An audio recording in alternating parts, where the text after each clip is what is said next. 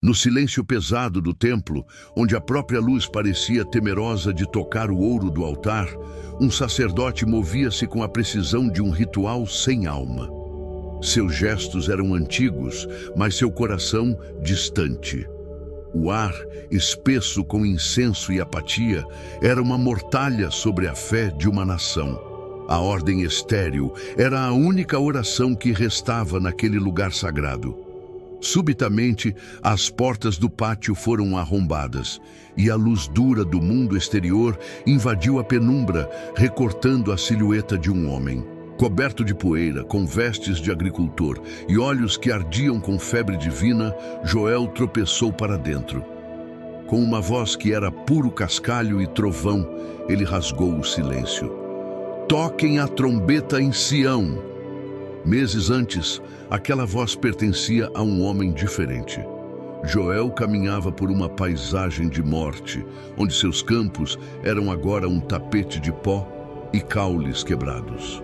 O sol, um martelo de bronze no céu, cozia a terra rachada, enquanto o vento cantava uma canção fúnebre sobre o que fora perdido. A praga de gafanhotos não deixara uma única folha verde. Ele se ajoelhava, pegando um punhado de sua herança, que se desfazia em nada entre seus dedos. Aquele pó não era apenas sua colheita perdida, era o resíduo de sua fé, pulverizada pela calamidade.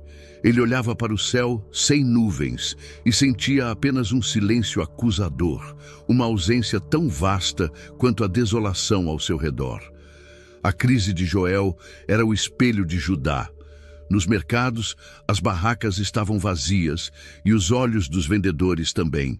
Dentro das casas, o pão era racionado com mãos trêmulas e o riso das crianças havia se tornado uma memória.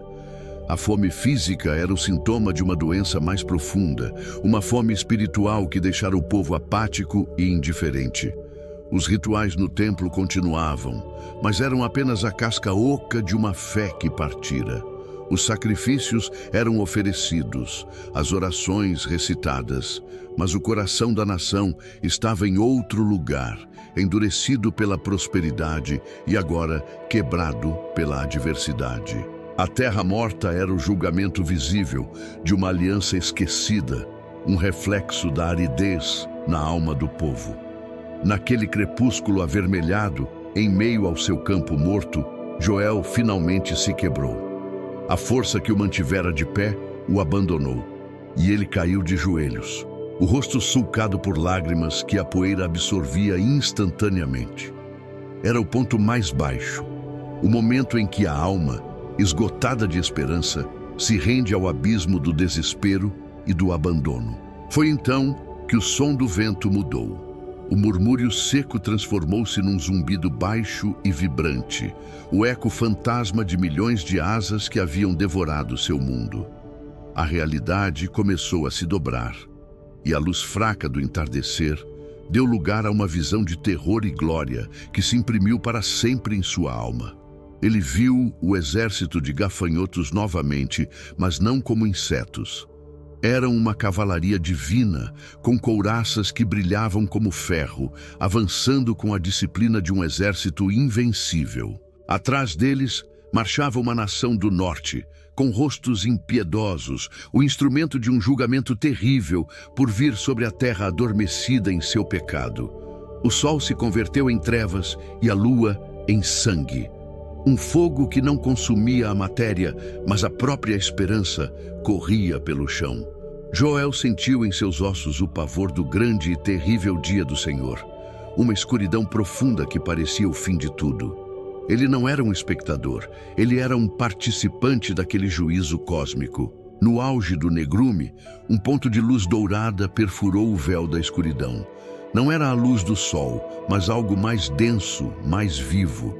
Descia dos céus como um óleo luminoso, uma torrente do Espírito de Deus sobre a desolação. Onde a luz tocava, a morte recuava, e uma nova criação começava a pulsar em meio às ruínas. Ele testemunhou sua filha falando com sabedoria divina, anciãos cínicos sorrindo em sonhos de paz, e jovens guerreiros vislumbrando um futuro de reconstrução. Despertando ofegante na escuridão, o terror e a glória travavam uma guerra em sua alma. Ele não era mais uma vítima, era um homem que carregava o fardo do céu e o peso da palavra. Com essa nova e terrível urgência, Joel entrou na cidade, mas suas palavras caíram em ouvidos surdos. Ele clamou nos portões, descrevendo o julgamento e a promessa, mas as pessoas, encurvadas pela fome, apenas passavam. Seus rostos eram máscaras de apatia, seus corações duros demais para receber a semente da advertência ou da esperança. Um ancião, com a pele curtida pelo sol e os olhos sem brilho, parou e cuspiu no chão. "Palavras não enchem o estômago, Joel", disse ele, com a voz vazia. "Deus nos abandonou nesta terra amaldiçoada. Suas visões são o delírio de um homem faminto." A rejeição não era agressiva, era algo pior. Era indiferente. O verdadeiro confronto aconteceu no pátio do templo. Ali, a ordem e a limpeza contrastavam com a desordem do mundo. Joel enfrentou o sumo sacerdote, um homem cuja fé residia mais na precisão dos rituais do que no poder do Deus a quem serviam. Ele representava a instituição, a religião como um refúgio contra o caos. O povo precisa de estabilidade, não de seus gritos de pânico, disse o sacerdote com calma condescendente. Joel, com o fogo da visão queimando em seus olhos, respondeu: "Vocês lustram o ouro do altar enquanto a casa queima. Deus não quer a fumaça de seus sacrifícios. Ele quer o fogo de um coração arrependido. Rasguem seus corações, não suas vestes." Por sua ousadia, ele foi considerado um perturbador da paz. Com um gesto sutil do sumo sacerdote, os guardas do templo o pegaram pelos braços e o expulsaram para a poeira da rua. A pesada porta de madeira se fechou atrás dele e Joel ficou sozinho, um profeta rejeitado tanto pelo povo quanto por seus líderes espirituais. Foi essa rejeição que o levou de volta em um último ato de desespero e obediência. Agora, de pé no meio do pátio sagrado, sua voz não era mais de súplica, mas de autoridade divina. Ele olhou para os rostos chocados dos sacerdotes e levitas, e a plenitude da profecia jorrou de seus lábios como uma torrente incontrolável. "E acontecerá depois", sua voz ressoou nas paredes de pedra, "que derramarei o meu espírito sobre toda a carne. Vossos filhos e vossas filhas profetizarão. Os vossos velhos terão sonhos, os vossos jovens terão visões." Enquanto ele falava, algo mudou na atmosfera. A apatia se quebrou, substituída por um espanto temeroso. Um jovem levita, parado perto da parede, fixou os olhos na antiga trombeta de chifre de carneiro, o chofar. Uma mulher que viera lamentar sua perda ergueu a cabeça, e uma nova luz brilhou em seus olhos marejados. A semente da palavra divina havia encontrado terra fértil. Joel, exausto, caiu de joelhos. Sua parte estava feita. Naquele dia, o silêncio foi quebrado. Diante da promessa e da advertência, o povo se humilhou. A trombeta soou, e uma nação escolheu o arrependimento em vez da ruína.